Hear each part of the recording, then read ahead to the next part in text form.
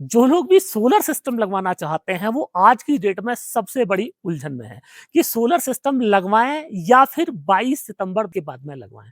WhatsApp group में, Facebook पे भर भर के फेक न्यूज चल रही हैं कि सोलर सिस्टम 22 सितंबर के बाद में आधी कीमत में हो जाएगा, जीएसटी इतना कम हो रही है, इतने सारे प्राइस रिडक्शन होने जा रहे हैं जीएसटी में। तो अगर आप सोलर सिस्टम लगवाने जा रहे हैं अपने घर पे या फिर आप वेंडर हैं, दुकानदार भाई हैं, तो अभी आप रुक जाइए। 22 सितंबर के बाद में आप अगर सोलर सिस्टम अपने घर पे लगवाएंगे तो आपको प्राइस रिडक्शन का फायदा मिलने वाला है। तो फ्रेंड्स, आज की डेट में जब मैं ये वीडियो बना रहा हूं, अभी तक जीएसटी साइट पे इस तरह का कोई सर्कुलर अपडेट नहीं हुआ है और ये जितनी भी न्यूज आप सुन रहे हैं, ये सारी न्यूज विश्वसनीय सूत्रों से ली गई हैं।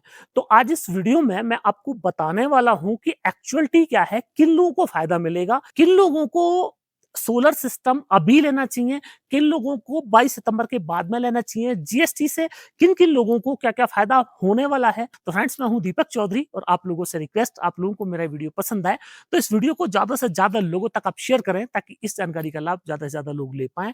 अभी तक भी अगर आपने हमारा चैनल सब्सक्राइब नहीं किया है तो चैनल को सब्सक्राइब करना ना भूलें। तो फ्रेंड्स, सबसे पहले तो भारत सरकार को मैं धन्यवाद दूंगा इस वीडियो के माध्यम से कि एटलीस्ट देर से आए पर दुरुस्त आए। कम से कम सरकार ने लोगों की पीड़ा समझी और ये समझा कि रेन्यूएबल एनर्जी आने वाले समय की कितनी बड़ी जरूरत है। और रेन्यूएबल एनर्जी में जो सबसे बड़ा एक जो पैनिक एरिया है, वो पैनिक एरिया ही ये है कि जीएसटी का बोझ भारी भरकम बढ़ा दिया गया। जैसे ही वैट खत्म होकर जीएसटी आई तो सोलर को पहले एग्जेम्प्ट था, फिर 5% की कैटेगरी में रखा गया, उसके बाद में 12% की कैटेगरी में रखा गया, बैटरी को 14% से 28% कर दिया गया और जो 16 इन्वर्टर थे उनको 12% से 18% की कैटेगरी में कर दिया गया। तो निश्चित तौर पे ये एक बोझ पड़ रहा था उन लोगों के लिए जो एनर्जी इंडिपेंडेंस होना चाहते हैं, जो लोग अपनी बिजली खुद बना के बिजली के इन भारी भरकम बिलों से मुक्ति पाना चाहते हैं। तो सरकार ने सब्सिडी की योजना बनाई पर सब्सिडी की योजना का भी बहुत ज्यादा लाभ लोगों को नहीं मिल पाया।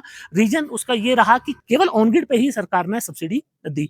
पहला धन्यवाद तो सरकार को ये कि आपने हाइब्रिड पे भी सब्सिडी दी, तो ये सरकार को धन्यवाद। और दूसरा धन्यवाद ये कि आपने अनाउंस कर दिया कि जीएसटी कम होने जा रही है।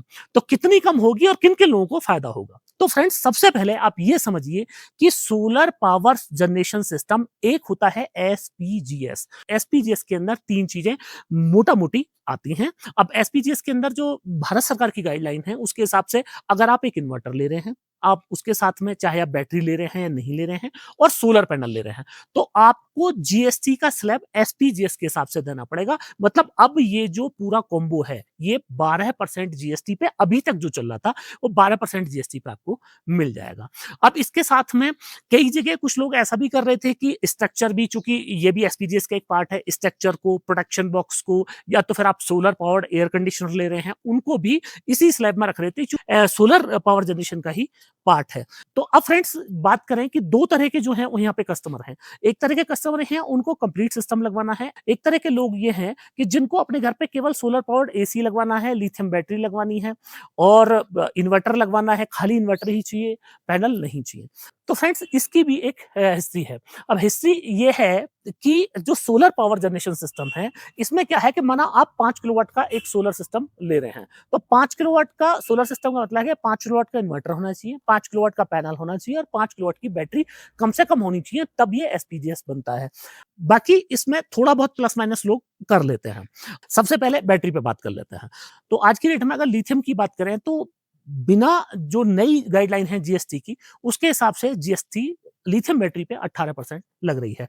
पर फ्रेंड्स, अब जो गाइडलाइन आई है, जो नई गाइडलाइन आई है, उन गाइडलाइन के हिसाब से भी जीएसटी लिथियम बैटरी पे 18% आपको मिलने वाली है। पहली बात।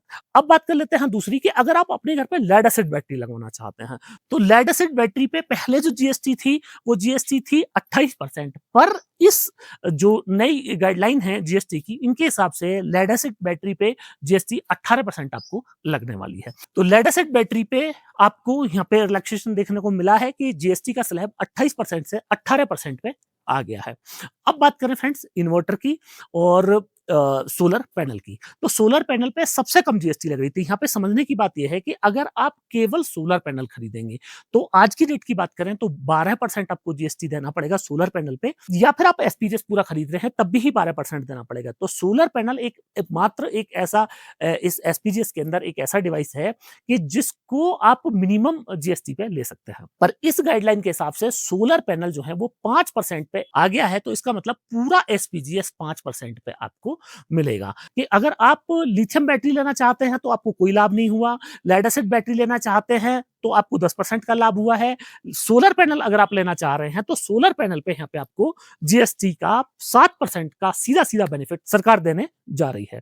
इसके लिए कंडीशन ये है कि आपको पूरा ही सिस्टम बाय करना है। बात कर लें इन्वर्टर की, कि इन्वर्टर की अभी तक क्या स्थिति थी और इन्वर्टर पे आने वाले टाइम में क्या स्थिति रहेगी। तो इन्वर्टर की बात करें तो आज की डेट में इन्वर्टर में 2 तरह की जीएसटी एप्लीकेबल है।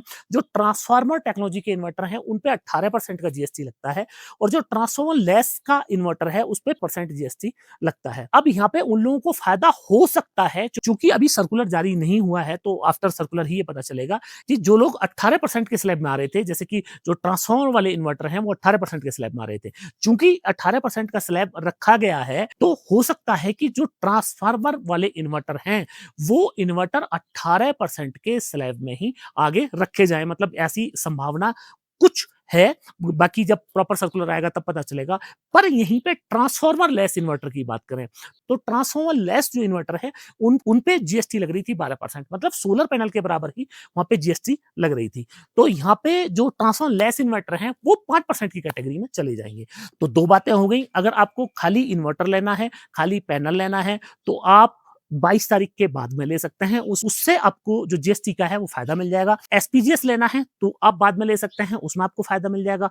पर अगर आप केवल लिथियम बैटरी लेना चाह रहे हैं, आप इलेक्ट्रिक स्कूटर के लिए लिथियम बैटरी लेना चाह रहे हैं, घर के लिए लिथियम बैटरी लेना चाह रहे हैं, अपनी कार के लिए लिथियम बैटरी लेना चाह रहे हैं, तो फिर इस कंडीशन में आपको कोई लाभ सरकार से देखने को नहीं मिलने वाला है। अब बहुत सारे लोगों का यहाँ पे कहना यह है कि साहब सरकार ने रिलैक्सेशन दिया है, सरकार अपनी पीठ थपथपा रही है कि हमने लोगों को बहुत सारी सहूलियत दे दी, बहुत सारा फायदा कर दिया। और अगर सरकार ये मानती है कि हमने लोगों को रिलैक्सेशन दिया है, तो इसका मतलब ये है कि सरकार ये एडमिट कर रही है कि अब से पहले के जो उपभोक्ता हैं उनकी जेब पे अब से पहले उनकी जेब काटी जा रही थी, या फिर ये कहें कि आप देर आए दुरुस्त आए, या फिर एक सवाल ये उठ खड़ा होता है कि आखिर खजाना क्या भर गया है पूरी तरीके से, अब सरकार को जीएसटी की जरूरत नहीं है, या फिर ये कोई चुनावी एक रणनीति हो सकती है कि जिसके तहत कुछ सिलेक्टेड टाइम के लिए जीएसटी में आपको इस तरह का रिलैक्सेशन देखने को मिलता हो। चूंकि जो पिछले अगर अनुभव की हम लोग बात करें तो पिछले अनुभव के आधार पे मैं आपको बताऊं कि जीएसटी पे इस तरह हुआ था कि एग्जेम्प्ट से जीएसटी 5%, 5% से 12%, और 12% के बाद में फिर जो यहाँ पे स्पेशल इकोनॉमिक जोन में सोलर पैनल बनने थे उनको भी 40% बीसीडी पे ट्रीट कर दिया गया था। मतलब इंडिया में ही पैनल बनना है पर उसको ट्रीट किया जाएगा जैसे कि वो इंपोर्ट हुआ हो। तो सेम जितना इंपोर्ट ड्यूटी लग रही थी उतने पे ही जो सेज के अंदर फैक्ट्रियां थी सोलर पैनल बनाने की उन पे सेम लग रहा था। तो कहीं ना कहीं एक सवाल तो उठता ही था कि आखिर सरकार की मंशा क्या है, भाई फैक्ट्री तो लगी तो इंडिया में ही है, क्या ही फर्क पड़ता है कि सेज में है कि नहीं है। और जिन लोगों की सेज के अंदर सेज से बाहर फैक्ट्रियां हैं वो तो अरबपति खरबपति हैं, टीयर 1 कंपनियां हैं। केवल टीयर 1 कंपनियों को क्या फायदा पहुंचाने की नीयत से इस तरह की पॉलिसी बनाई गई थी। तो बहुत सारे शंकाएं अभी भी दिमाग में हैं, और बहुत सारी शंकाओं का जो सटीक आंसर है वो 22 तारीख के बाद में मिलने वाला है। अब बात कर लें एयर कंडीशनर्स की, कि अगर आप अपने घर पे एयर कंडीशनर लगाना चाहते हैं तो एयर कंडीशनर में आपको क्या लाभ मिलने वाला है। तो फ्रेंड्स, एयर कंडीशनर की बात करें तो एयर कंडीशनर अभी तक जो जीएसटी थी वो थी 28%। तो अब नई गाइडलाइन के हिसाब से ये कहा जा रहा है कि जो जीएसटी का स्लैब है वो 18% रहने वाला है।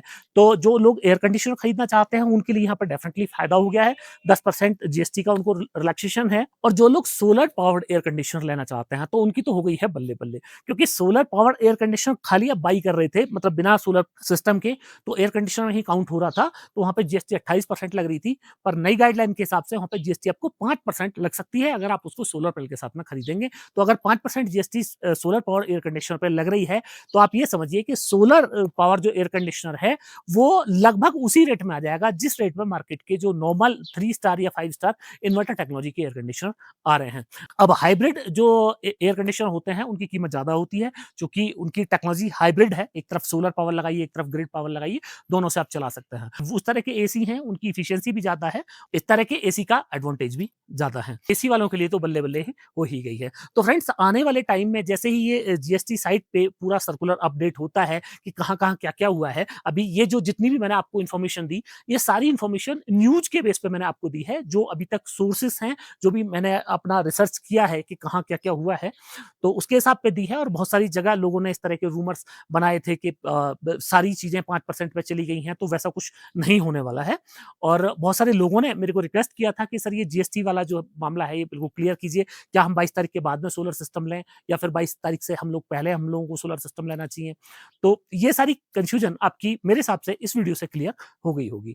22 तारीख के बाद जैसे ही ये जीएसटी अपडेट होता है, तो अगर आप कमेंट करेंगे मुझे, तो मैं आपको डिटेल में एक और वीडियो बना के दूँगा, जिसमें आपको मैं डिटेल वाइज़ बताऊँगा कि सब्सिडी में इसका क्या इम्पैक्ट पड़ने वाला है। अगर आप सब्सिडी वाला सिस्टम अपने घर पे लगवा रहे हैं, तो इस जीएसटी का सब्सिडी में आपको क्या सब्सिडी वाले सिस्टम पे भी फ़ायदा मिलेगा या फिर इसमें जो ट्रांसफॉर्मर टेक्नोलॉजी के इन्वर्टर हैं, उनमें भी कहीं को रिलैक्सेशन आपको देखने को मिलने वाला है।